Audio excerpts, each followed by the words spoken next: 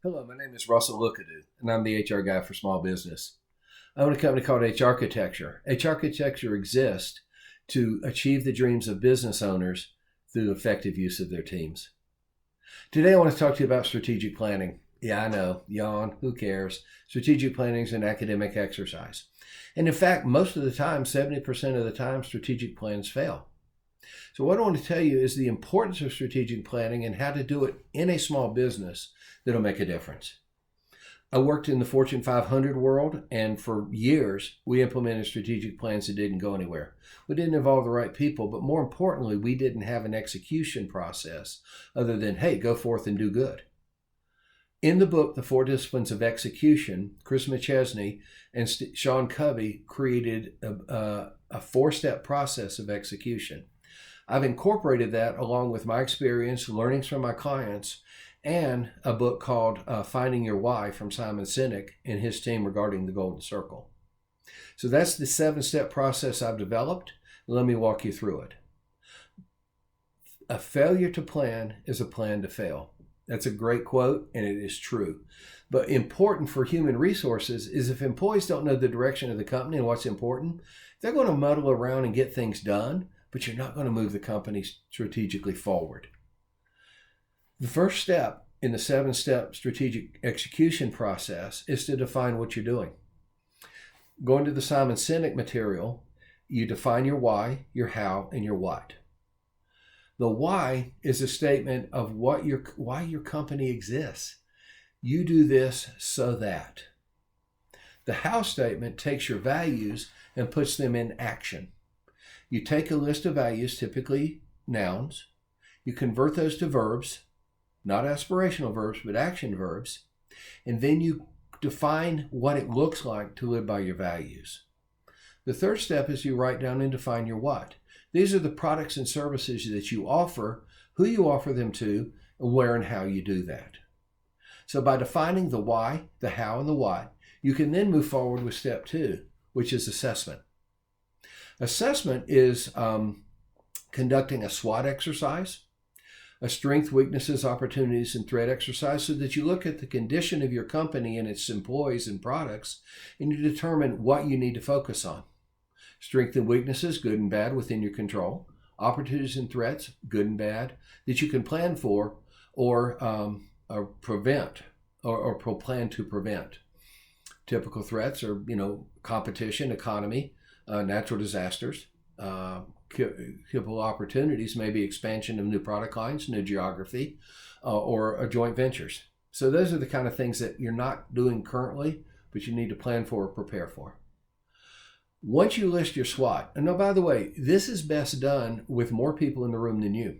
You can do your own SWOT, but if you bring in key players in your company, maybe a vendor, maybe a supplier, maybe an outside perspective that I do in a lot of my companies, I provide that outside perspective because I don't have a dog in the hunt specifically, and also don't have sacred cows that are offhand if only the people in the company are looking at them.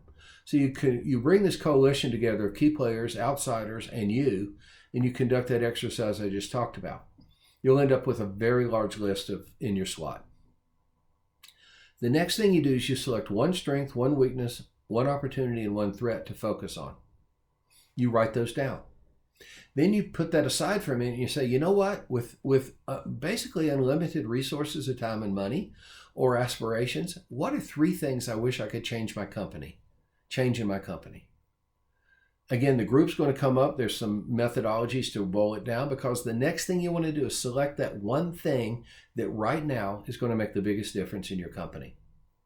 That becomes your WIG. Discipline number 1 in the 4 disciplines of execution is define your WIG. It's the third step in my process, but the first in theirs. A WIG is defined by what you're going to accomplish, where you are now, where you're going to, by when. X to Y by when is the formula for a WIG. Now, WIGs by definition are lag measures. They've happened. You can't do anything about last month's sales. You can't do anything about last month's quality, but you can measure it. Where were you at the end of that time period? So the next step in the process is called leverage. And that is step 4 in my 7-step process. Leverage means you look at measures that are part of the process that lead to the success of the WIG. Number of calls for sales, number of inspections for quality, number of packages handled in terms of getting timeliness down. So you look at things that are in the process that are controllable by the employees and the people who are doing the work that lead to success.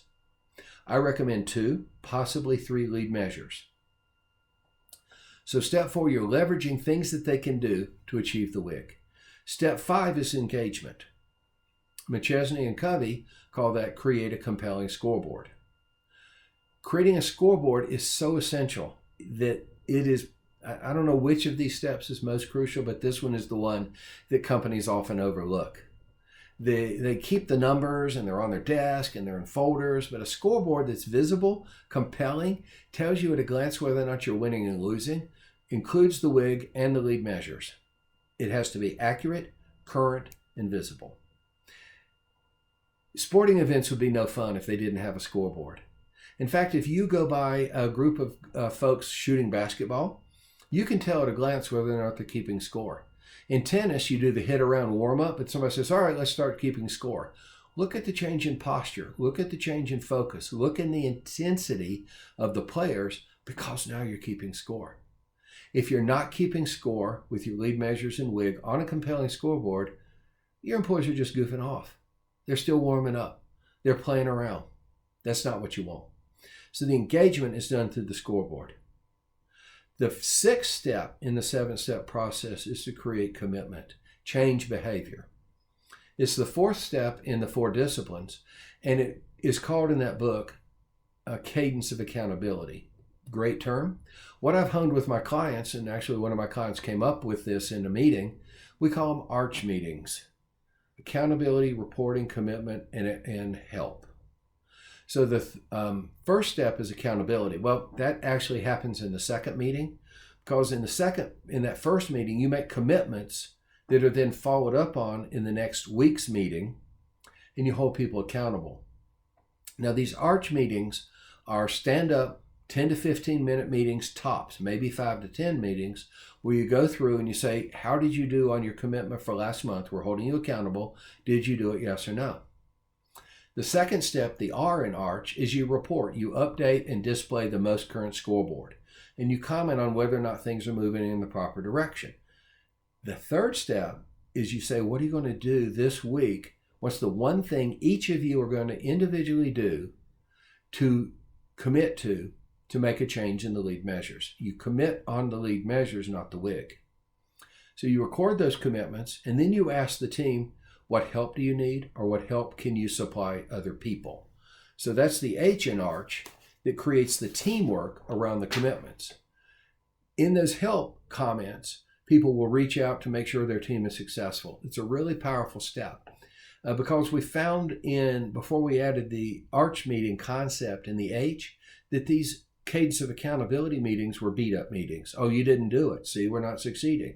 So you get a chance to make a new commitment and get your team's support, or you can show support to other people on your team through the H. Next week, you have the same meeting, same people standing up in front of the scoreboard, and you go through those 4 steps. The 7th step is recognition. At the end of the period, the win, did we make it or not? If you made it, you need to have a good recognition program. We can have an entire discussion on what it means to recognize and what motivates people.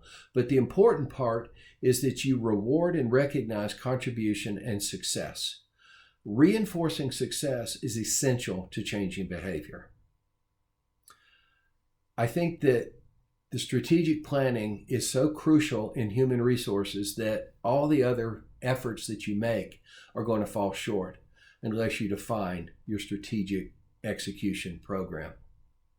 It's Russell Lookadoo. I'm an HR guy for small business, and I hope you have a great day.